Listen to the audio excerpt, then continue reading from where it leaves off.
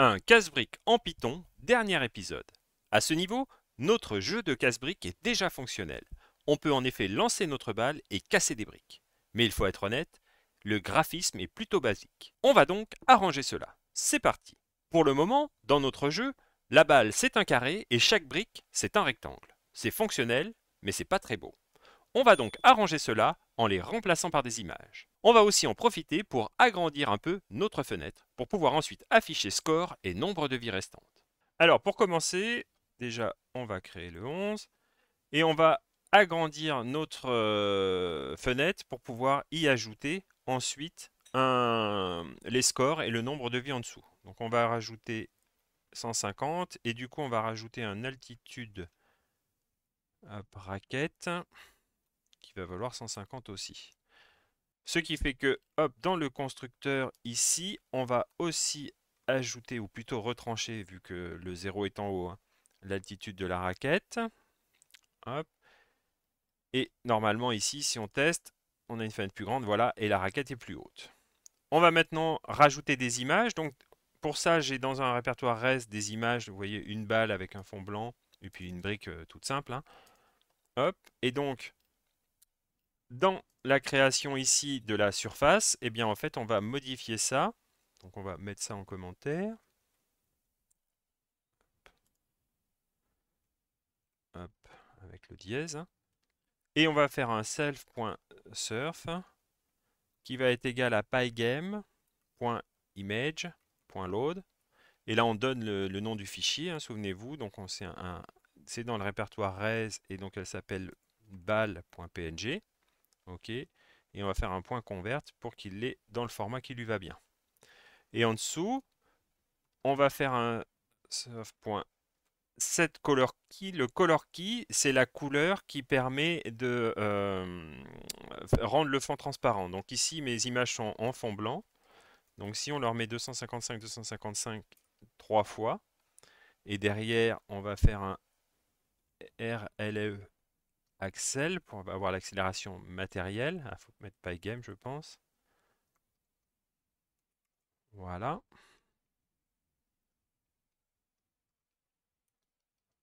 Monsieur le maire. Voilà. Ça va nous permettre d'avoir le fond transparent et donc de ne voir que la balle. On va faire la même chose pour les briques. Donc on va aller dans le constructeur des briques qui est ici. Et pareil, on va mettre ça en commentaire. Alors comme on est peignant, hop, on va faire ça. CTRL C.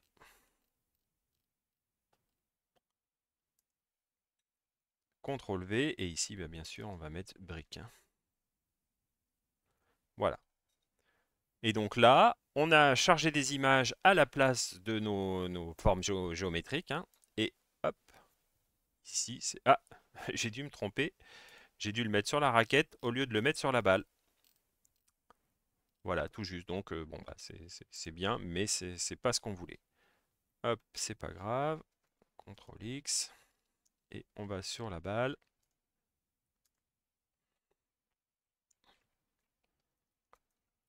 On teste. Voilà. Et ici, maintenant, on a des plus jolies briques, une plus jolie balle. Et on peut toujours jouer. Quand on joue, on va chercher à faire le meilleur score. C'est pourquoi on va maintenant ajouter l'affichage de ce score. À chaque fois que l'on cassera une brique, on gagnera 10 points. Et ce score s'affichera en temps réel en dessous de la raquette. Alors, pour afficher les scores, hop, le 12. Donc déjà, première chose, souvenez-vous, il faut initialiser le système de police de caractère de Pygame. Donc pour ça, ici, on va faire un pygame.font.init. Hop. Et puis on va créer une police, on va l'appeler police, hein, tout court, qui va être égale à pygame.font.sysfont pour appeler une font système. Et on va prendre la classique comique sans ms. Hop. Voilà. Et on va prendre une taille de 30 pixels. Hop. Voilà. Donc on a notre police ici. On va pouvoir maintenant l'utiliser dans un sprite qu'on va appeler, donc on va créer une nouvelle classe qui va s'appeler score, qui va nous permettre d'afficher notre score. Donc, pour ça, eh bien, on va descendre en dessous des briques, on va se mettre ici. Donc là, bah, toujours pareil, hein, comme hop, on aime bien réutiliser, on va réutiliser ça. Pour le coup, ça va pas être la même chose, mais c'est pas grave. Donc, ça va être un score. OK. On appelle le super constructeur. Ici, on va rajouter des paramètres, des variables à notre classe. On va faire un score courant, c'est bien ça, qui va être égal à 0. Au début, on part avec un score nul. Et puis, on va faire une nouvelle fonction donc privée. C'est pour ça qu'il y a un underscore devant qui va s'appeler setText par exemple. Où là, on va dire que le self.surf, oups, surf, va être égal à notre police.render, donc un rendu. Donc, on va écrire score de points et on va ajouter notre score. Donc, souvenez-vous, on le transforme.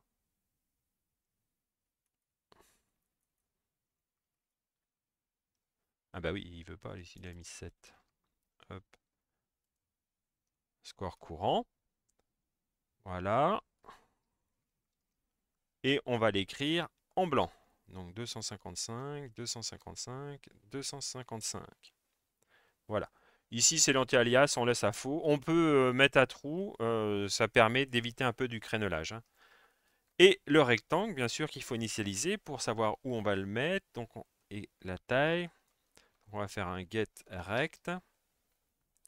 Et on va dire que le centre de notre texte, ça va être la largeur de l'écran moins 200 en abscisse et la hauteur de l'écran moins l'altitude de la raquette sur 2 pour le mettre au milieu de l'espace qu'il y a sous la raquette. Et à droite, vu qu'on fait largeur d'écran moins 200, donc à 200 pixels de droite. Voilà, on va faire une fonction reset qui va nous permettre de resetter le score. Donc on va faire self.score courant qui va être égal à 0. On ne s'en servira pas forcément tout de suite. Ici, on va quand même appeler le setText une fois pour qu'on ait au moins un première fois marqué score égale 0. Hop. On va faire notre fonction update qui va prendre le press key même si on s'en sert pas en fait, mais c'est pas grave. Hop. Comme ça, il prendra le même. Et là, qu'est-ce qu'on fait? On rafraîchit le texte, donc on fait un self.setText. C'est pour ça qu'on a fait une fonction. Et puis bien sûr, un incrément ou quand on va marquer des points. Donc ici, on va mettre la valeur, on pourra la changer comme ça si on veut. Si on imagine plus tard que certaines actions fassent des scores plus grands, eh bien, on pourra le faire. Et donc là, on va dire que c'est égal à, enfin, on va dire plus égal valeur. Voilà. Donc on ajoute la valeur à notre score. Donc ici, on a bien notre fonction qui va dessiner un texte. Et ce texte qui va se mettre à jour avec la fonction update. Donc on va créer bien sûr mon score.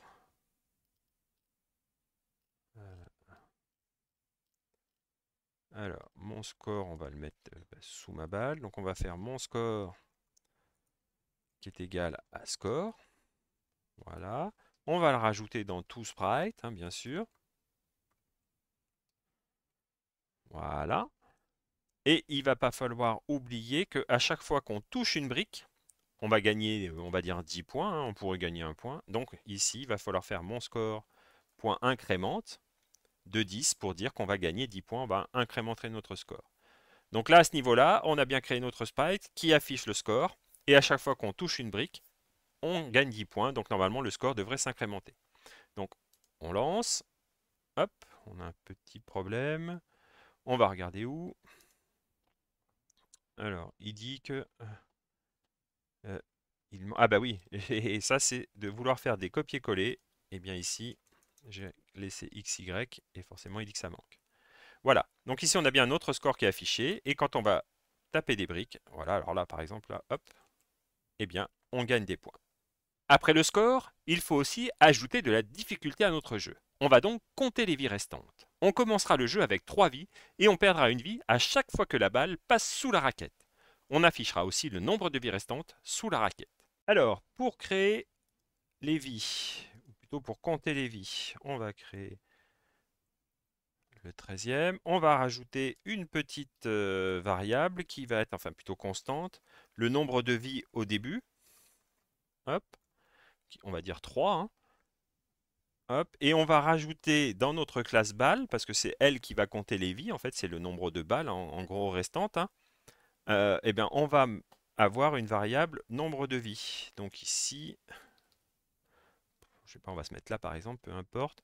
On va faire self.nombre de vies, donc c'est le nombre de vies courant, hein, qui va être égal à nombre de vies au début. Donc au début, quand on crée la balle, on aura 3 vies, ok. Par contre, il faut bien voir que quand on fait update ici, quand on va dépasser la hauteur de l'écran, donc quand on va sortir sous la raquette, et bien là, on va perdre une vie. Donc on va faire self.nombre de vie, hop, qui va être enfin, moins égal 1, c'est-à-dire qu'on décrémente d'une vie. Ok. On va ensuite rajouter une classe nombre de vies ou vie restante, on va dire, tiens, on va l'appeler vie restante, qui va nous afficher comme le score, le nombre de vies restantes. Donc tiens, ce qu'on peut faire, c'est comme ça va être à peu près équivalent. Donc on va copier-coller en faisant attention bien sûr de ne pas reproduire l'erreur de tout à l'heure. Donc on va l'appeler vie restante. Ok. Ici, non, là, hop. Voilà. Ici, donc, hop, on fait, oui, ben on va faire le set texte. Alors le set texte, il va s'appeler, on va appeler ça vie. Hein, c'est le nombre de vies qu'il y aura. Et donc, ça sera en fait, c'est ma balle. Donc, ma balle, point nombre vie, hein, c'est le nombre de vies qu'il y a dans la balle. Ok, on va toujours garder les mêmes, la même couleur, etc. Et là, par contre, pour l'écrire, on va mettre de l'autre côté, en face à gauche. Donc, on va juste mettre 200, etc. Il faut faire un update aussi avec un set texte. Et bien là, hop, on va le prendre et le coller. Donc là, la classe est toute simple, hein, elle ne fait qu'afficher ma balle.nombre de vie, donc le nombre de vies qu'il y a dans la balle. Hop, et de la même façon, hop, ici, on va créer un vie restante. On peut même mettre, sachant qu'on ne va pas se servir de la classe vie restante, on peut faire carrément un toSprite.add de vie restante. Hop. Comme ça, en fait, on va créer vie restante et le mettre directement dedans. On ne garde pas de pointeur sur le vie restante créé parce qu'en fait, on s'en moque, on n'en a pas besoin. On aurait pu faire la même chose avec le score. Hein. Quand c'est ma balle, etc., on se sert de ma balle, etc. Mais là, comme on s'en sert pas, après, une fois qu'ils sont créés, en gros, ils sont autonomes. C'est juste l'update qui le modifie. On n'en a pas besoin. Donc, on lance. Et ici, on a bien le nombre de vies. Et si on passe, hop, en dessous, si la balle tombe, hop, on perd une vie. Par contre, attention, à ce niveau-là, il n'y a pas de gestion et donc on peut aller à moins une vie, moins deux vies, etc. C'est ce qu'on va corriger dans la prochaine partie. Quand le joueur n'aura plus de vie, le jeu s'arrêtera et affichera Game Over. Il pourra alors sortir ou relancer une partie en appuyant sur la touche S. Là aussi, on va créer une classe pour afficher ce message et on va également ajouter diverses fonctions pour réinitialiser le jeu. Alors pour finaliser, on va créer le 14. Et on va ajouter une variable globale qui va s'appeler, comme son nom l'indique, c'est pour finir le jeu, donc on va l'appeler GameOver. Et GameOver, c'est un booléen qui par défaut est faux, c'est-à-dire que par défaut, bien sûr, quand vous jouez, le jeu n'est pas fini, le jeu n'est pas terminé, mais quand il est vrai, ça affichera GameOver au milieu du jeu. On va devoir aussi rajouter des boutons, enfin plutôt des fonctions reset dans tous nos objets. Ça va nous permettre, quand le joueur aura perdu un premier coup, de pouvoir resetter le jeu, le relancer, tout remettre avec 3 vies par défaut, etc. etc. Donc la raquette, il n'y a pas besoin de reset bien sûr. Par contre la balle, il va falloir qu'on fasse un reset pour la remettre dans sa position. Donc, ici on va faire un def reset. OK, de self, hein, bien sûr. Et on va dire qu'on initialise la position, et surtout qu'on remet les vies parce que sinon ben, on n'aura plus de vie. Et ça va être égal à nombre de vies au début. Donc on remet 3 vies quand on va appeler reset. De la même façon pour le mur de briques, on va faire une méthode statique qui va nous permettre de rajouter, enfin de reconstruire notre mur de briques. Donc on va faire un reset, hein, pareil. Hop. Là, par contre, ce qu'il faut faire, c'est qu'il faut d'abord effacer toutes les briques qui existent déjà. Ça sera plus simple, hein. Donc, toutes celles qui restent, qui n'ont pas été détruites, qui sont dans le groupe bruit, et ben on va faire un brick.kill, donc on les détruit. Hop. Et une fois qu'on a fait le ménage, et ben on va juste rappeler l'autre méthode statique qui initialise le mur de briques. Donc, on va détruire toutes les briques qui restent et ensuite reconstruire le mur de briques complètement. Et enfin, on va devoir créer une méthode, donc on va encore une classe, pardon. On va s'inspirer de celle-là qui va nous afficher le game over. Donc on va appeler ça game over. Voilà, bah, qui fait le set texte. Ici, on va afficher perdu. Point d'exclamation, et on va mettre S pour relancer. Donc si l'utilisateur appuie sur S, ça lui permettra de relancer. Hop, et pour ça, ben on va l'afficher en plein milieu de l'écran. Donc on va faire largeur écran sur 2 et hauteur écran sur 2. Donc là, ça va vraiment nous l'afficher en plein milieu de l'écran. On regarde la méthode update. Hop, et c'est bon. Et là, et bien maintenant, on va donc créer notre game over. Donc on va le mettre, je sais pas moi, on va le mettre ici par exemple, peu importe, hein. Donc on va l'appeler text game over pour ne pas le confondre avec notre booléen qui dit si le jeu est terminé ou pas. Donc on a bien notre game over. Par contre, on ne va pas l'ajouter bien sûr au groupe toSprite parce que si on l'ajoute au groupe toSprite, il va s'afficher dès le début. Ça sera un peu dommage. On va en fait gérer ici. Donc on va se mettre par exemple derrière la touche appuyée. Voilà.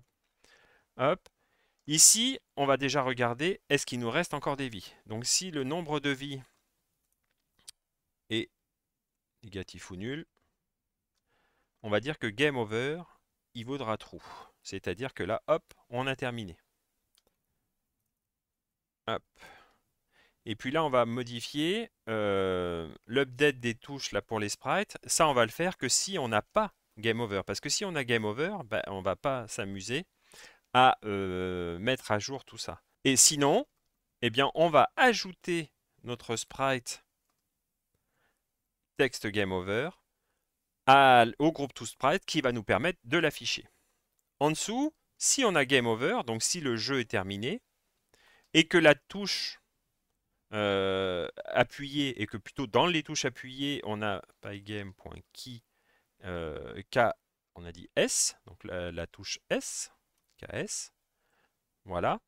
Alors, qu'est-ce qu'on va faire? Eh ben, on va resetter le jeu. Donc déjà, on va dire que eh ben, c'est plus perdu, c'est de nouveau en jeu. On va resetter la balle. Donc on va faire ma balle.reset. On va resetter mon score, parce que sinon, bah, on va garder le même score, reset. On va resetter le mur de briques, mais là, en l'appelant la fonction statique, souvenez-vous, hein, parce que c'est toutes les briques.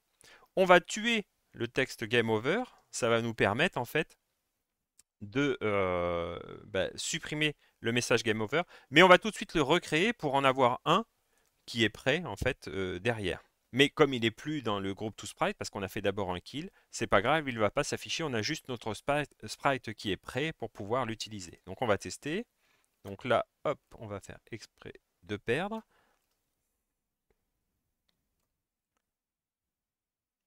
Hop, et voilà.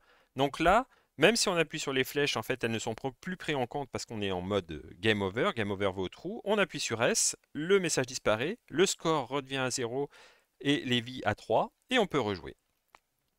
Voilà, maintenant le jeu est terminé.